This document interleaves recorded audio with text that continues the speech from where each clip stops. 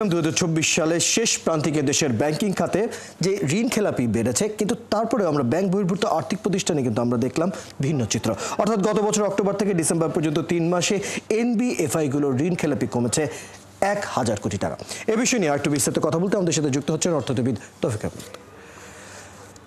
জানো তৌফিক, আমাকে আপনাদের আজকে সময় দেওয়ার জন্য ধন্যবাদ। প্রথমে যে বিষয়টি আসলে আমরা জানতে চাচ্ছি যে আমরা ব্যাংকিং খাতে ব্যাপক পরিমাণ খেলাপি দেখলেও আমরা এনবিএফআই গুলোর খেলাপি ঋণ আসলে কমতে দেখছি। এই যে বাংলাদেশ ব্যাংকের তথ্য, সেই 3 মাসের ব্যবধানে আমরা ডিসেম্বরে যে ব্যবধান সেটি কমে দেখলাম আসলে প্রায় 25,089 কোটি টাকা আসলে কমেছে ডিসেম্বরের যদি সাথে আমরা যদি তুলনা করি, অর্থাৎ 3 মাসের ব্যবধানে। এই বিষয়টি নিয়ে আপনার মতামত জানতে চাই, কি পরিস্থিতি দেখছেন? ধন্যবাদ একাত্তর অর্থযোগকে।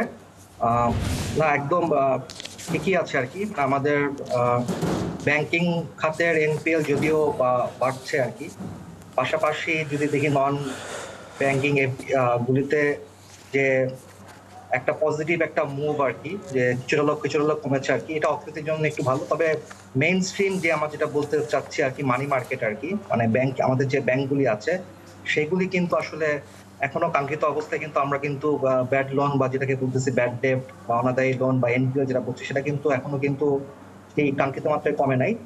তারই একটা প্যারালাল একটা সেগমেন্টে যদিও বা কমছে, কিন্তু আসলে কতটুকু সাস্টেন হবে সেটা বা কতটুকু ধরে রাখতে হবে সেটা কিন্তু একটা প্রশ্নের বিষয় থেকে যাচ্ছে। আমরা সর্বোপরি ব্যাংকিং পরিস্থিতির যে দেখলাম, সেই যদি আমাদের এখনকার অবস্থা, এখনকার ব্যাংকিং পরিস্থিতি নিয়ে একটু সংক্ষিপ্ত করে আসলে জানতে চাই, কি পরিস্থিতি দেখছেন? আগের থেকে আমরা কতটুকু এগোলাম বা পিছলাম? মনিটারি সেগমেন্টের অবস্থা কিন্তু বহু বছর ধরেই কিন্তু খারাপ আর কি। এখানে কিন্তু আমাদের গভর্নেন্সের একটা সংকট ছিল। আর বিগত রেজিমে আমরা যেটা দেখেছি আর কি, যে মানে সরকারি প্রভাবে যে লোনগুলি গেছে আর কি, সেগুলি তো ব্যাংকগুলিকে আসলে অনেকটা ঝুঁকির মধ্যে ফেলেছে। আর আমাদের কিন্তু এটা মানতেই হবে, আমাদের স্বীকার করতে হবে, আমাদের এনপিএল এর যে রেটটা এখন চলছে বা আছে, সেটা কিন্তু আন্তর্জাতিক যে রেটটা আছে তার চেয়ে কিন্তু অনেক বেশি। এবং দক্ষিণ এশিয়ার মধ্যে মনে করবো আমরা কিন্তু শীর্ষে চলে গেছিলাম কিন্তু অলরেডি। এই 24 ডিসেম্বরে আমাদের রেট ছিল 20.2% আর কি, মানে একটা সাউথ এশিয়ার সর্বোচ্চ।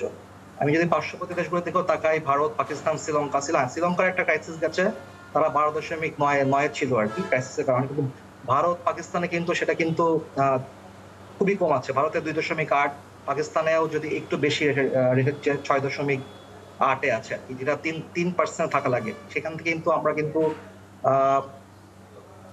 ওইভাবে কিন্তু আমরা কাঙ্ক্ষিত মাত্রায় কিন্তু এই রেটটা কিন্তু এখনো কমাতে পারছি না। তাহলে বিষয়টা দাঁড়িয়েছে আসলে কাঙ্ক্ষিত মাত্রায় এখন আমরা না আসতে পারলেও এখন অনেক কিছু করার আসলে প্রয়োজন বা দরকার রয়েছে। আশা করবো সেদিকে আসলে যাবেন যথাযথ যারা কর্তৃপক্ষ রয়েছেন। তৌফিক আহমেদ, সময়টুকু দেওয়ার জন্য আজ ধন্যবাদ। দর্শক, আমাদের সাথে অর্থনীতিবিদ তৌফিক আহমেদ যুক্ত হয়েছিলেন, তার সাথে কথা বলছিলাম আমাদের দেশের বর্তমান খেলাপি ঋণ অবস্থা এবং অন্যান্য বিষয়গুলো নিয়ে। এবার চলে যাচ্ছে